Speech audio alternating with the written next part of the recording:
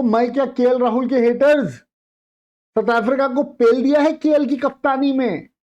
भाई एक बात की तो गारंटी है, केएल राहुल के जो हेटर्स हैं उनको आज रात तो नींद आने की नहीं, क्योंकि केएल की कप्तानी में भारत ने दक्षिण अफ्रीका को ओडीआई सीरीज में 2-1 से हरा दिया है। आपको भी नहीं आएगी नींद, हमें ऐसी उम्मीद है पूरी। नहीं मतलब हेटर्स की जहां बात करते हैं फूफा बीच में आ ही जाते हैं। खैर इनसे आगे बढ़ते हैं और बातचीत करते हैं। भारत की ये जो सीरीज जीत हुई है इसके बहुत सारे जो फैक्टर्स रहे उसमें से एक फैक्टर केएल राहुल की कप्तानी भी थी। और आप सब लोगों से वीडियो की शुरुआत में ही एक सवाल करना चाहूंगा, और ये सवाल मेरी गारंटी है कि आपके दिमाग में भी आया होगा। और सवाल ये है कि क्या केएल राहुल को full time captaincy ODI team की मिलनी चाहिए थी या मिल जानी चाहिए? आप सबका क्या सोचना है इस पर कमेंट करके जरूर बताइएगा भाई वीडियो के नीचे, ठीक है। लेकिन अभी फिलहाल बात करेंगे केएल राहुल की जैसी कप्तानी रही है ये इस पूरी सीरीज में, क्या कुछ बढ़िया रहा, क्या कुछ शानदार हुआ। और भाई शानदार से याद आया, 20 टॉस के बाद केएल राहुल की कप्तानी में हमने टॉस जीता है भाई, है कि नहीं? तो भाइयों जल्दी से वीडियो को लाइक कर दो, अगर पहली बार चैनल पर आए तो जल्दी से चैनल को सब्सक्राइब कर लो, नोटिफिकेशन की बेल प्रेस कर देना ताकि सारी अपडेट, सारी खबरें, सब कुछ आपको रेगुलरली मिल सके। ब्रेकिंग न्यूज, सोशल मीडिया का माहौल, इनसाइड स्टोरी, सब कुछ आपको क्रिकेट से रिलेटेड हमारे चैनल पर मिलता है। तो प्लीज भाई चैनल को जल्दी जल्दी सब्सक्राइब कर लो, और ये वीडियो जो आप देख रहे हो इस वीडियो को हाइप जरूर कर देना। कमेंट सेक्शन में जाओगे, स्वाइप का वहां पर आपको ऑप्शन रहेगा, स्वाइप करके हाइप दिस वीडियो लिखा होगा और हाइप का बटन होगा, उस बटन को जरूर प्रेस कर दीजिएगा। अब जल्दी से शुरुआत करते हैं, केएल राहुल की जो पूरी कैप्टनसी रही है इस सीरीज में उसको थोड़ा सा रिव्यू करते हैं, ठीक है। सबसे पहले तो भाइयों सीरीज की बात बाद में, सबसे इंपॉर्टेंट चीज सबसे पहले, और वो सबसे इंपॉर्टेंट चीज है भाई, मतलब केएल राहुल की कप्तानी में यार टॉस जीत गए भाई। भाई 2023 के बाद ये टॉस हारने का जो सिलसिला चल रहा था लगातार, अरे 20 टॉस लगातार हारे हैं, 20 टॉस, और अब जाकर के हम टॉस जीते, कमाल है भाई। हाँ, उल्टे हाथ से केएल ने उछाला सिक्का और सब चीजें जबरदस्त रही और टीम इंडिया टॉस जीत गई भाई। खैर एक तो ये अच्छी चीज हुई हुई, अब उसके अलावा बाकी और भी चीजें अच्छी हुई हैं, उनके बारे में बातचीत करते हैं। लेकिन सबसे पहले चलते हैं तो पहला ओडीआई मैच रहा था रांची का मैच। शुभमन गिल ओडीआई कप्तान है हमारे, बट वो खेले नहीं, क्यों? क्योंकि टेस्ट सीरीज जो चल रही थी दक्षिण अफ्रीका के साथ में उसमें उनकी गर्दन में खिंचाव आ गया था। केएल राहुल को उसके बाद ओडीआई कैप्टन बनाया गया।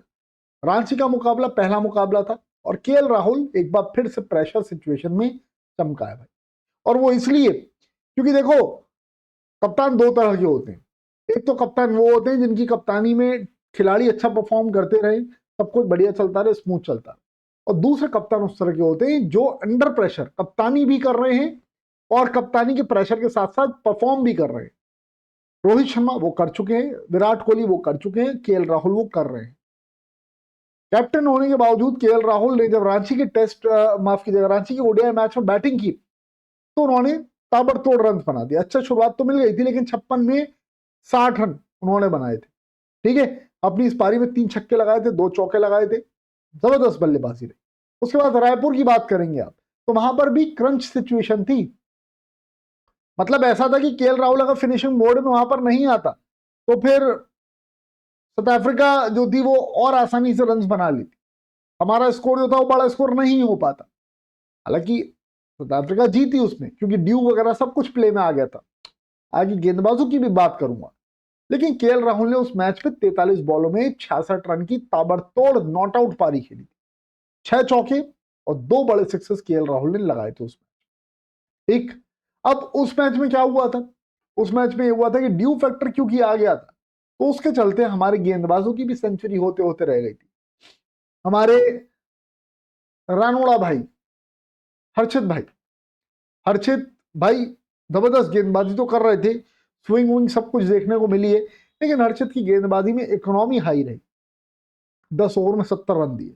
प्रसिद्ध कृष्णा भैया हमारे 9 ओवर भी पूरे नहीं फेंके लेकिन रन 85 दे दिए थे। कुल मिलाकर के मामला यह हुआ कि हम उस मैच को गंवा बैठे। अब आया डिसाइडर, और डिसाइडर था वाइजैक। वाइजैक वाला जो मैच था उसमें केएल की बैटिंग तो नहीं आई, लेकिन केएल ने अपनी कप्तानी तगड़ी करी। केएल ने बॉलर्स को अच्छा रोटेट किया और केएल ने भरोसा जताया जो बॉलर्स थे हमारे उनके ऊपर।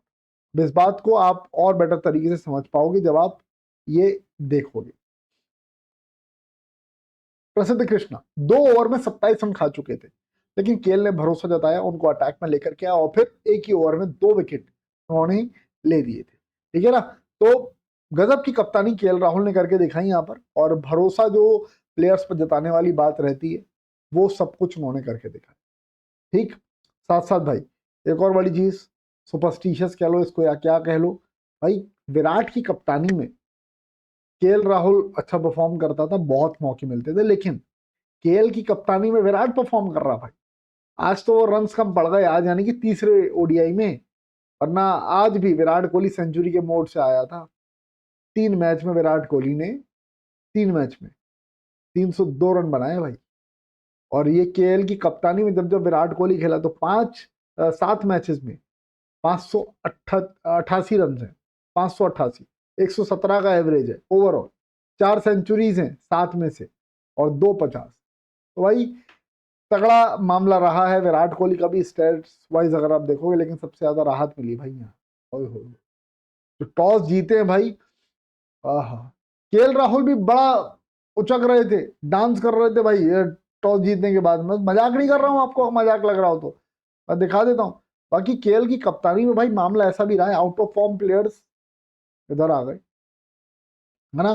अगर आप देखना चाहोगे तो दिखा भी देता हूँ हाथ क्या था आपको, रोको एक सेकंड। केएल की कप्तानी में किस तरीके से वो जो टॉस के बाद में हम जब हम टॉस जीते तो फिर क्या मामला रहा, कैसा रहा।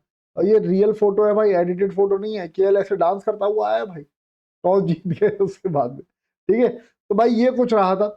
और केएल राहुल ने जिस तरीके से परफॉर्म किया है, जिस तरीके से केएल राहुल की कप्तानी रही है, यार देखो full time captaincy KL Rahul को ही मिलनी चाहिए थी। केएल राहुल को कैप्टनसी नहीं मिलने के पीछे बहुत सारी राजनीति भी है। बताया जा रहा है गंभीर भैया को एक ऐसा कप्तान चाहिए था जो कि हाँ में हाँ मिला सके। शुभमन गिल है वो। श्रेयस अय्यर को भी नहीं चुना गया, शुभमन गिल को चुना गया। श्रेयस अय्यर को वाइस कैप्टन बना दिया गया। श्रेयस अय्यर भी चोटिल हो गए, शुभमन गिल भी चोटिल हो गए।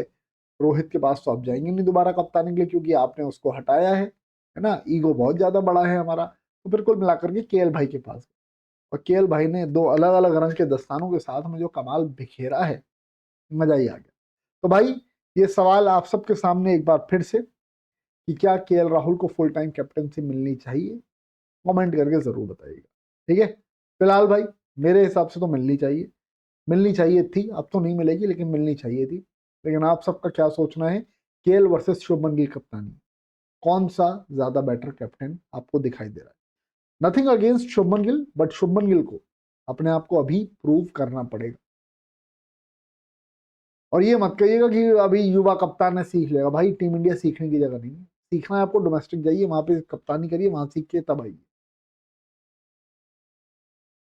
केएल राहुल मेरे हिसाब से बड़ा कप्तान, और आगे भी टीम इंडिया को केएल को देखना चाहिए। आप सबका क्या सोचना कमेंट करके बताइएगा। ये वीडियो पसंद आया हो तो प्लीज इसको लाइक कर देना भाइयों, और हाइप जरूर कर देना। फिलहाल अभी इस वीडियो में इतना ही। Thank you so much, bye bye, see you, love you all.